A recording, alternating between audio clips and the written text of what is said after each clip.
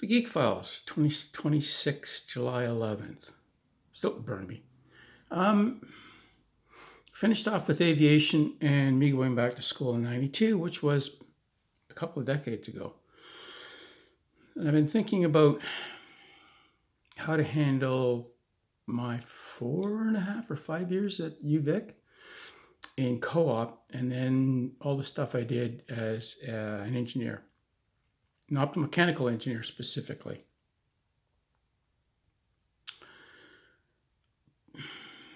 The optomechanical engineer stuff is pretty easy because that's pretty sequential. Well, it is sequential, but the time at UVic, between the schooling and the co-ops, gets a little mushy.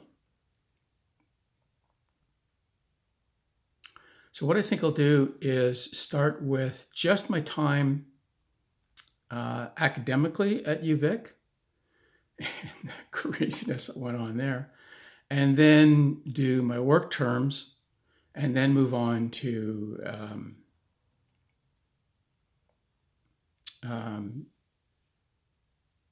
the engineering stuff.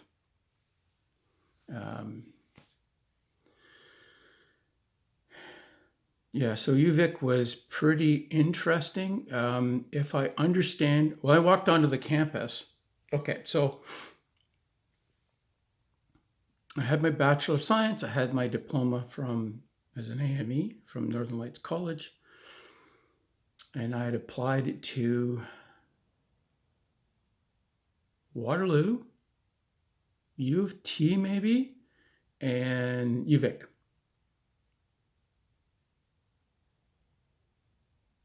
Not sure about U of T. It might have been UBC.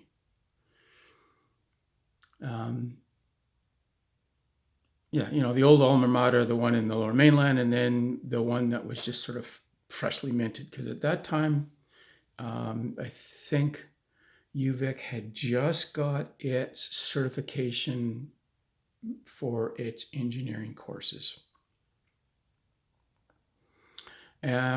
So I applied to all three, and the only one that accepted me was UVic. Just like Northern Lights College, I was the third or fifth or something. I think it was the third certified course out of there. So again, go to the ones that are newly minted. And they accepted me as a mature student, which was, in hindsight, a blessing, because there was a bunch of people like me that went to UVic as mature students. Like, I think the average age of my class was 30. I wasn't, I was at whatever I was in 92, 35-ish or something. I was sort of the middle of the pack. We had people who owned cobbler businesses, a forklift driver, a diesel mechanic, that were all coming back to school to become engineers for whatever reason. And as well, UVic was some sort of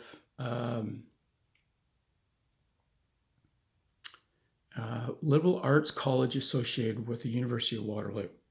When I first walked on the campus, I thought, holy crap, this looks exactly like Waterloo, but smaller. And so their engineering staff, because number one, it wasn't a good research university, because this was BI before internet, or BC before computers. You needed a good library to be a good research university, and UVic just didn't have a good library. So a lot of their engineering staff were guys who had been in the industry in some fashion and had come back and become academics. For example, the guy who taught mechanisms was